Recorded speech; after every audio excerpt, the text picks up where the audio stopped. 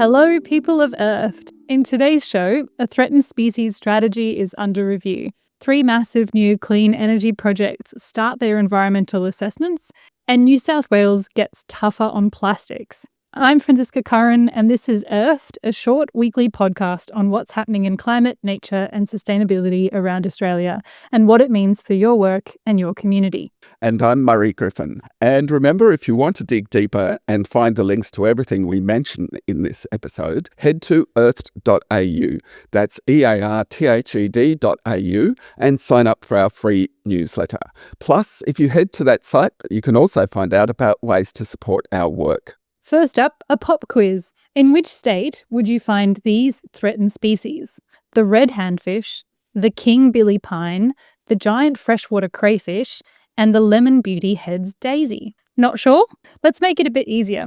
This state is also the breeding ground for the orange-bellied parrot and the Maugean skate, and one of its mammals has the state's name as part of its own name. The answer is Tasmania, which is home to more than 700 species of threatened animals and plants, including the Tasmanian devil.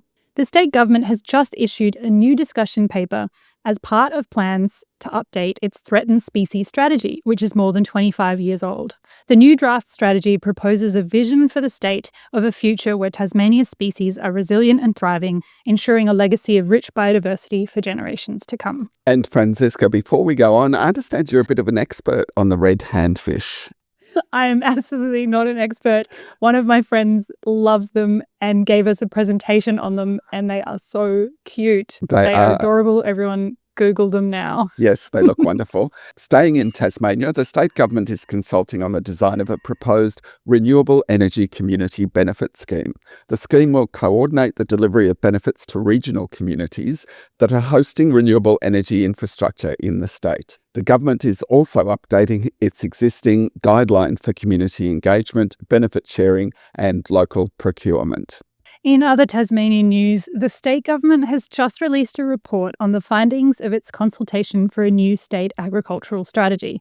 The report says, and I quote, "Climate change adaptation and mitigation were consistently identified as critical to the competitiveness and resilience of agribusinesses. Submissions noted that agriculture is Tasmania's highest emitting sector and is increasingly exposed to climate risk, including more frequent and severe droughts and bushfires." The report says those making submissions identified opportunities to adopt carbon-neutral techniques, to create new revenue streams through carbon and biodiversity markets, and to demonstrate their environmental performance through natural capital accounting. Infrastructure Australia has released its latest priority list, which names 68 infrastructure projects that it says should be investment priorities over the next 10 years, including clean energy projects. Several of the projects are focused on water supply, with the organisation pointing out that population growth is increasing demand for urban water. One of the water projects would involve making changes to Melbourne's Werribee wastewater treatment facility and precinct, which actually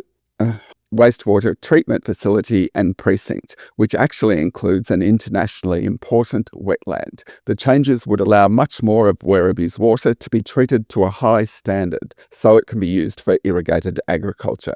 Infrastructure Australia's priority list also includes several projects to upgrade ports so they can handle wind turbine infrastructure. The Grattan Institute is one of Australia's best known and most respected think tanks, and it's just made a submission to a Senate committee inquiry into productivity that stresses the importance of continuing to support the shift to net zero emissions.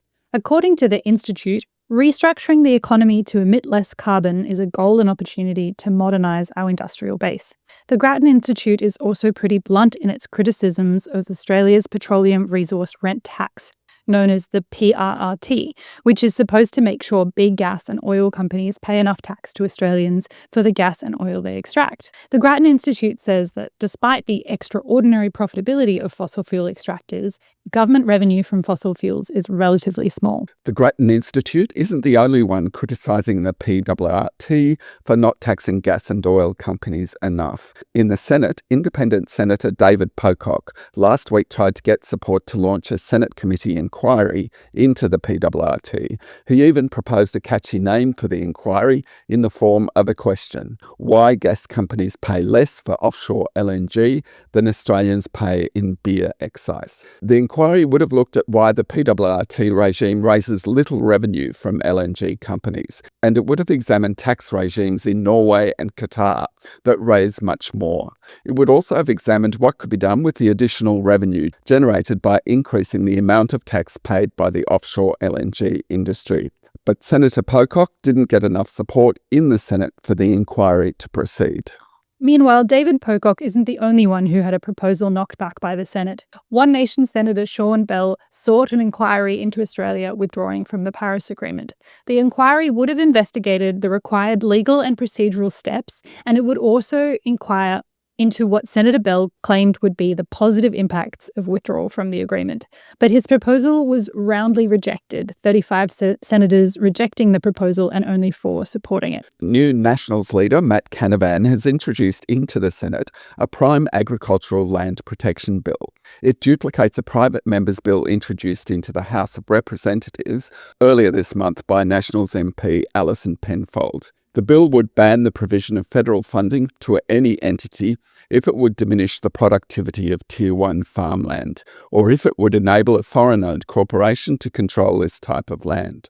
It would also constrain the provision of federal funding for projects on any other farmland other than marginal land. The restrictions would affect the capacity of the Clean Energy Finance Corporation and the Australian Renewable Energy Agency to support projects on agricultural land. The bill won't succeed because the Nationals don't have the numbers to secure support for it, but it does give an important insight into National Party attitudes.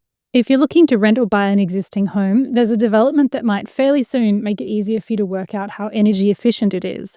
The federal government is overseeing the expansion of the nationwide House Energy Rating Scheme, NatHERS, which until now has only rated the energy efficiency of new homes. From mid-2026, NatHERS will be opened more widely to existing homes with the aim of informing renters and home buyers upfront about the energy efficiency of a home and how much it will cost to run.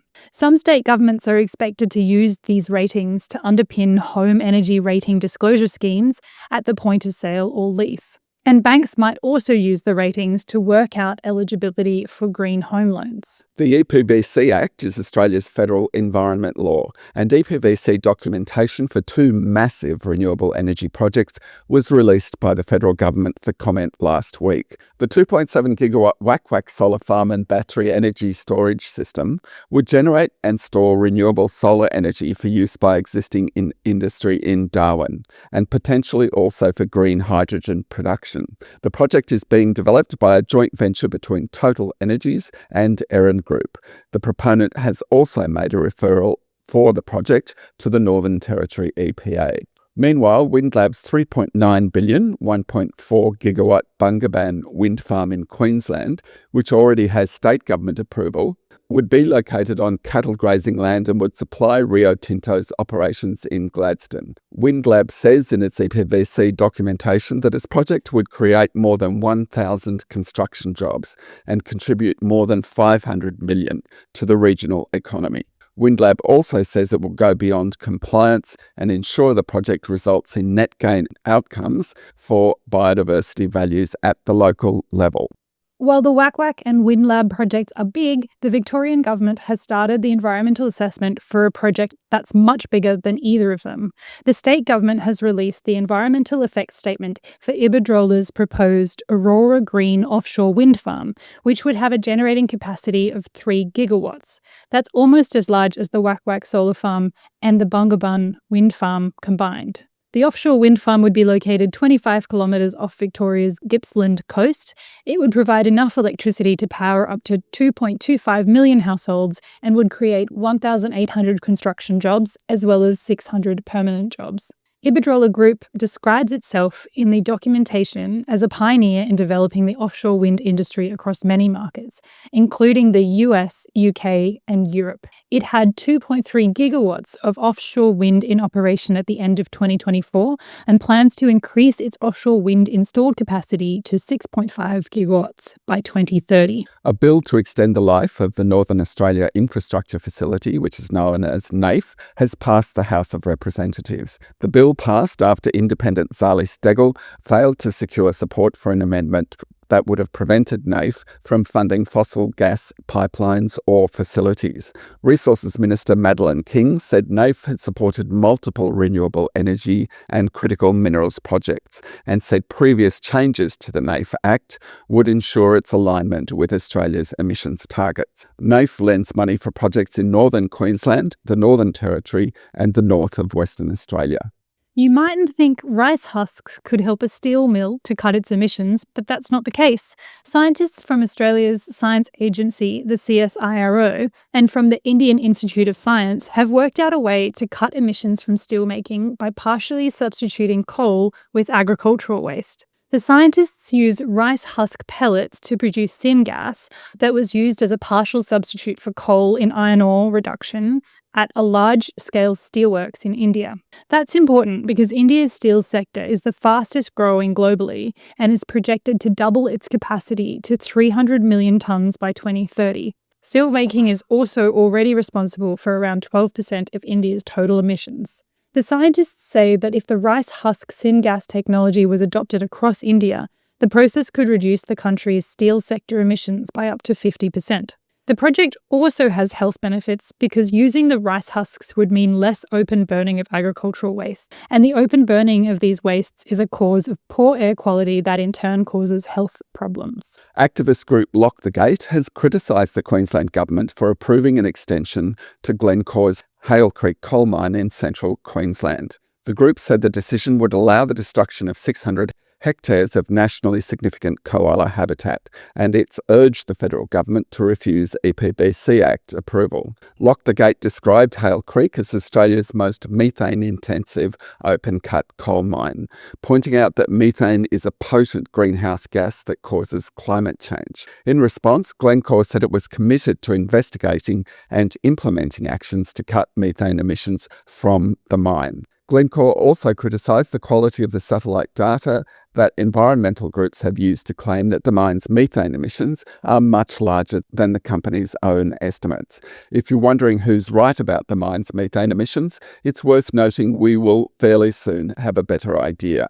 There's currently a federal inquiry underway that is looking at how best to measure methane emissions from mines and other facilities. It's due to report by the middle of next year.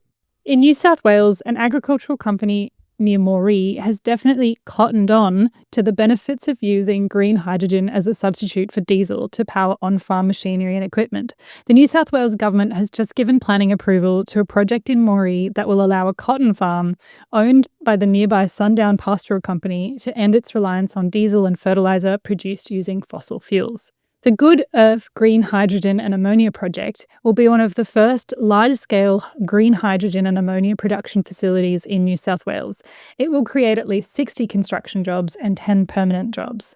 The $70 million project, which has also received a $45.2 million New South Wales grant, is a joint venture between Hiringa Energy and the Sundown Pastoral Company. It will produce enough green hydrogen to create 4,500 tonnes of ammonia a year for use as fuel and fertiliser. The project will mainly supply Sundown's Keita cotton farm, with any spare fuel and fertiliser supplied to other local farms. The project will annually save over 64,000 kilometres of dangerous goods movement on New South Wales highways and will replace the use of about 40,000 litres of diesel each year. The hydrogen and ammonia plant will source electricity from the nearby Wathanga solar farm, which already powers some operations on the cotton farm. And the public comment process for the Good Earth Hydrogen and Ammonia project also revealed a lot about the way critics of renewable energy projects try to slow them down. No submissions from members of the public about the Good Earth project were received from within 250 kilometres of the proposed site. And of the 40 submissions from members of the public who were complaining about it, the closest came from an address 260 kilometres away. The New South Wales EPA has announced that it will soon be mandatory for single-use coffee cups to be recyclable. The EPA has released a Plastics Plan 2.0 that expands the range of single-use plastic items that will be banned in the state. And if you're planning to celebrate the tougher controls on plastics, don't release helium balloons. The state intends banning their release within the next few years because of the harm they can cause to the environment and wildlife. Meanwhile, if you're interested in microplastics, you may want to check out a New South Wales EPA study that measured microplastics in coastal waterways. The study found microplastics in every waterway that it sampled. In other renewable energy news, the New South Wales Independent Planning Commission has approved Edify Energy's 100 megawatt Burraway solar farm and associated battery. The solar farm will be built near Narromine in the state's Central West Orana Renewable Energy Zone. It will generate enough renewable electricity to power about 40,000 homes. Still in New South Wales, the state government has awarded another round of grants totalling $6 million to upgrade community facilities across the Central West Orana Renewable Energy Zone. The funding for 13 projects will be used to upgrade community spaces such as a school, a childcare centre, a youth centre, sporting fields, and community halls. The state government said that the 13 local projects will help make sure local people get lasting economic and social benefits from the renewable energy transformation.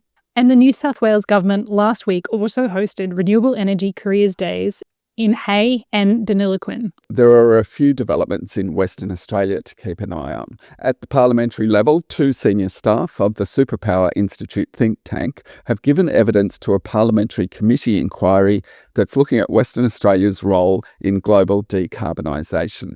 And in reply to a question in the Legislative Council, the WA state government has revealed the state's water corporation is currently negotiating a major power purchase agreement for renewable electricity. Meanwhile, Federal Environment Minister Murray Watt has strengthened EPBC Act approval conditions for the Ravensthorpe nickel mine in Western Australia. The minister made the changes after the company owning the mine failed to implement a management plan to protect the heath mouse and the western whipbird. The company also failed to submit 5 yearly reports on habitat clearing and the effectiveness of rehabilitation works. And Western Australia's Green Tech Hub has announced the 5 champions of its first Innovation Challenge, with the winners chosen for their technical robustness, alignment with WA's energy storage needs, and potential for deployment locally. Most of the champions are developing innovative battery technologies, and they will now get support from the Green Tech Hub to develop their projects as a result of their win. It's long been known that company directors have duties to make sure their companies are responding appropriately to climate change. But what duties do they have to consider nature risks and impacts? Law firm Norton Rose Fulbright has released a new briefing on nature-related risk and directors' duties that discusses these issues. The briefing points out that 4 high-profile legal opinions have each concluded that, under existing corporate law, directors are under a positive obligation to identify, assess, and manage material nature-related risks. Finally, let's do a quick lap of some of the parliamentary inquiries that are going on around Australia. In New South Wales, the Parliamentary Committee inquiry into modern slavery risks in regional New South Wales will hold another public hearing this Friday. And the transcript of a recent hearing in Bega, held by a committee that's inquiring into electric vehicle charging infrastructure, is now available on the New South Wales parliamentary website. At the federal level, a Senate committee inquiry into misinformation about climate change and energy is due to release its report next week. That's it for now. You're all up to date. The next Earthed pod will land in your feed next Tuesday. Please rate and review the show to help spread the word about it. And check out our newsletter and our associate Track Changes podcast. And remember, if you want to dig deeper and find the links to everything we mentioned in this episode, head to earthed.au. That's earthed.au and sign up for our free newsletter.